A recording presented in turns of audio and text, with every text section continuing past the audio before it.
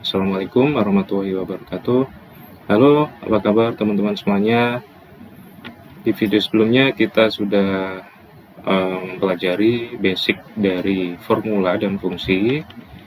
Kemudian di video ini kita lanjut ke aturan penulisan formula. Ya, yang pertama, dalam menuliskan formula diawali dengan tanda sama dengan, atau dalam istilah lain, tanda sama dengan merupakan tanda awal dari penulisan formula yang mutlak harus dituliskan jika Anda hendak menggunakan formula apapun. Ya, contohnya ini. Ini adalah contoh formula sama dengan B3 kali A3. Ya, artinya B3 dan A3 adalah sel. Kemudian contoh lagi sama dengan sum atau sum dalam kurung B3 atau sel B3 sampai sel B19. Seperti itu ya teman-teman. Yang pertama harus ada tanda sama dengan. Selanjutnya tanda kurung. Ya, tanda kurung dipakai pada saat apa? Oke, saya jelaskan. Yang pertama, tanda kurung digunakan untuk memisahkan bagian-bagian yang dianggap perlu dalam suatu formula. Oke, yang kedua, penggunaan tanda kurung ini secara garis besar sama dengan penggunaan dalam operasi matematika biasa. Ya.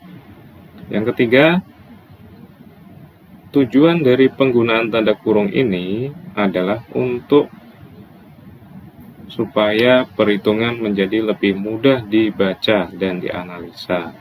Oke, di sini ada contoh sama dengan A1 plus A2 dalam kurung kali dalam kurung B1 plus B2. Ya, kita sudah tahu bahwa di operasi matematika atau di standar hitung matematika, tanda perkalian atau operasi perkalian pembagian akan didahulukan daripada operasi penjumlahan dan pengurangan. Jadi jika teman-teman atau jika kita tidak menambahkan tanda kurung, maka yang terjadi adalah A1 ini plus A2 ini tidak langsung dijumlah, tetapi A2 dikalikan dengan B1 dulu, kemudian hasilnya baru ditambahkan dengan A1 dan B2. Maka tanda kurung ini sangat diperlukan. Ya. Kemudian contoh lagi, A1 kali sum B1 sampai B10.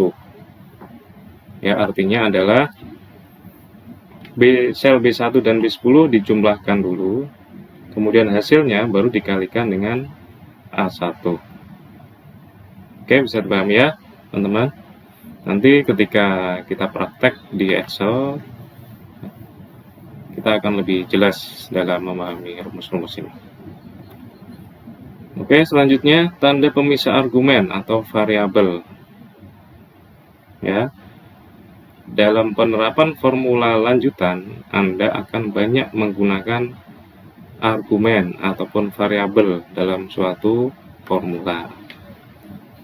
Untuk memisahkan variabel-variabel ini, ada dua tanda yang digunakan, yaitu tanda koma atau titik koma. Lalu, tanda mana yang harus kita gunakan? Ini disesuaikan dengan setting regional yang Anda gunakan pada Windows dan Excel. Untuk setting regional Indonesia, maka tanda pemisah argumen atau variabel adalah titik koma. Sedangkan untuk setting regional selain Indonesia, maka tanda pemisah variabel yang digunakan adalah koma. Oke, selanjutnya tanda kutip atau petik. Tanda kutip atau petik digunakan jika Anda hendak menggunakan isi atau data pada sebuah sel untuk digunakan pada formula. Contoh, di sini ada data di mana sel A adalah nomor urut, kemudian sel B berisi data buah-buahan. Ya. Kemudian kita akan menghitung jumlah jeruk di dalam tabel ini ada berapa.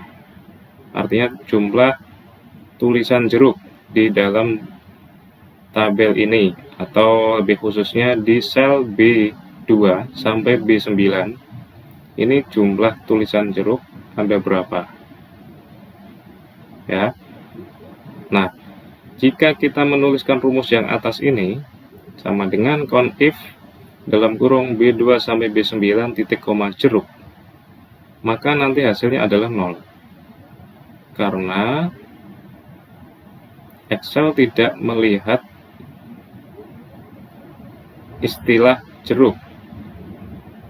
Jadi jeruk di sini adalah isi ya, bukan parameter. Jadi ya kalau di sini misalnya diisi data yang dikenal Excel, maka dia akan menampilkan. Nah, terus yang benar seperti apa? Benar adalah rumus yang kedua ini, yaitu count if sel B2 sampai B9 dalam kurung ya, kemudian diberikan tanda kutip jeruk ya, artinya ini adalah hitunglah di dalam B2 B9 yang berisi data atau tulisan jeruk, maka hasilnya adalah ini D3 ini, jumlahnya 3, kita hitung 1, 2, 3. Oke, selanjutnya gunakan alamat sel atau range. Jadi penulisan suatu formula hendaknya selalu merujuk pada alamat sel atau range, dan jangan merujuk langsung pada isi sel atau datanya, karena hal ini akan membuat formula menjadi statis dan terkunci hanya untuk data tersebut saja. Contoh, kita perhatikan tabel yang di sebelah kiri ya, yang kiri atas yang pertama ini. Di sini ada data 1, ada data 2, dan jumlah. Ya. Tugas kita adalah mengisi jumlah ini. Jumlah antara data 1 dan data 2. Ya.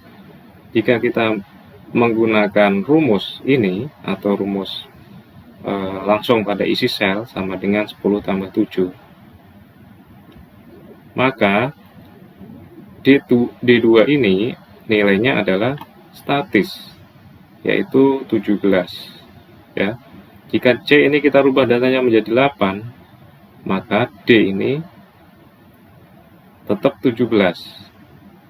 Begitupun jika kita copy rumus ini ke sel di bawahnya, maka hasilnya adalah statis sama 17 juga. Maka rumus ini salah ya. Yang benar bagaimana? Yang benar adalah yang kanan ini. Jadi untuk menuliskan atau mengisi D2 ini atau rumus untuk mengisi jumlah ini, maka kita berikan rumus sama dengan B2, sel B2 ini ditambah C2, maka hasilnya 17. Untuk mengisi rumus di bawahnya, kita tinggal kopikan saja dengan cara di drag ke bawah. Oke. Saya contohkan. Nah, parameter pertama misalnya untuk mengisi rumus atau formula di sel E3 ini adalah pertama ketik sama dengan, kemudian teman-teman klik sel C3, kemudian tekan tanda bintang di keyboard, kemudian klik sel D3.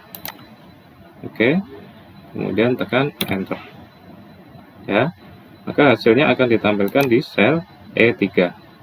Rumusnya ditampilkan di formula bar. Kita bisa setiap saat mengedit ini jika diperlukan ya.